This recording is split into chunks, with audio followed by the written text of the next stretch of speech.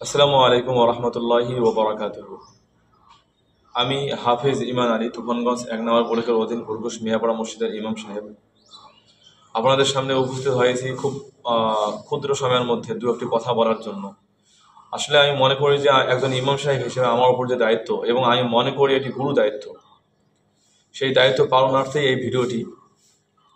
আপনারা প্রত্যেকে অবগত আছেন, এবং আমি মনে করি যে একজন দায়িত্ববান ভারতীয় নাগরিক ও মুসলমান হিসেবে আপনারা অবগত আছেন যে ওয়াকফ সংশোধনী আইন ২০২৫, এই আইনের মাধ্যমে আমাদের ধর্মীয় স্বাধীনতা, আমাদের মসজিদ, আমাদের কবরস্থান এবং অন্যান্য ওয়াকফ সম্পত্তি তথা স্থাবর ও অস্থাবর সম্পত্তির উপর সরাসরি আঘাত করা হচ্ছে। এবং এ কথা বললে ভুল হবে না যে বর্তমানে ওয়াকফ সম্পত্তি চ্যালেঞ্জের মুখে।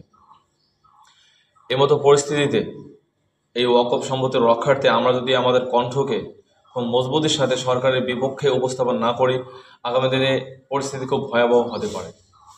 আমি আপনাদেরকে জানাতে চাই যে আমাদের ভারতীয় সংবিধান আমাদেরকে যে মৌলিক অধিকার দিয়েছে, ভারতবর্ষ একটি গণতান্ত্রিক এবং সেকুলার কান্ট্রি, একটি ধর্মনিরপেক্ষ রাষ্ট্র, এবং এই দেশটিকে স্বাধীন করার ক্ষেত্রে আমাদের প্রত্যেকের ভূমিকা সমান।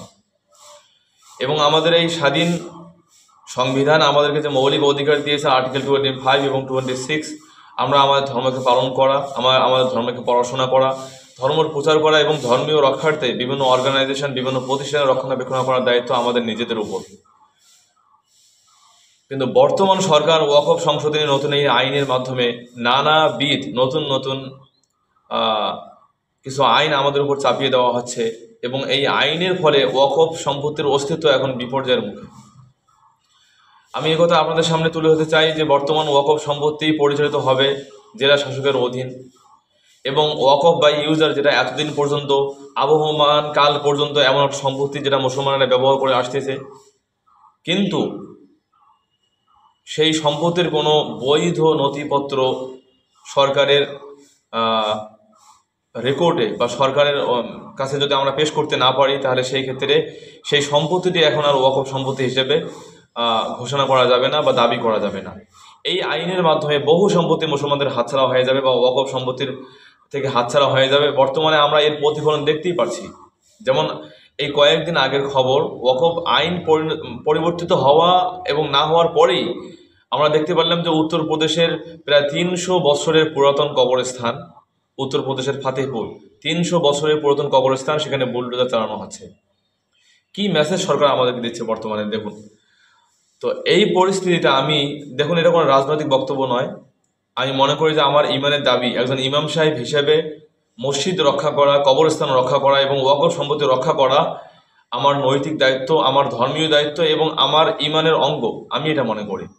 সেই জন্য আমরা একটি সমাবেশ এবং একটি মিছিলের আয়োজন করেছি আগামী 13 এপ্রিল 2025 কুচবিহারে, এবং এটি পরিচালিত হবে নিপ্রম তথা নিরপেক্ষ প্রতিবাদী মঞ্চ। আমি আগেই বলতে চাই যে এটি কোনো রাজনৈতিক কোনো দল নয়, বরং একটি অরাজনৈতিক প্রতিষ্ঠান। এই প্রতিষ্ঠানের পরিচালনায় এই অনুষ্ঠানটি আমরা পরিচালনা করব আগামী 13 এপ্রিল রোববার 2025 সকাল 12টা থেকে। আপনারা প্রত্যেকেই দলে দলে যোগদান করে এই প্রতিবাদী কণ্ঠকে খুব মজবুত এবং শক্তিশালী হিসেবে সরকারের বিপক্ষে যেন আমরা উপস্থাপন করতে পারি, সেই জন্য সাহায্য করবেন। একজন ক্ষুদ্র ইমাম হিসেবে আপনাদের সামনে আমার এই আবেদন। আমি আমার বক্তব্য শেষ করছি। ওমা আলাইনা ইল্লাল বালাগ।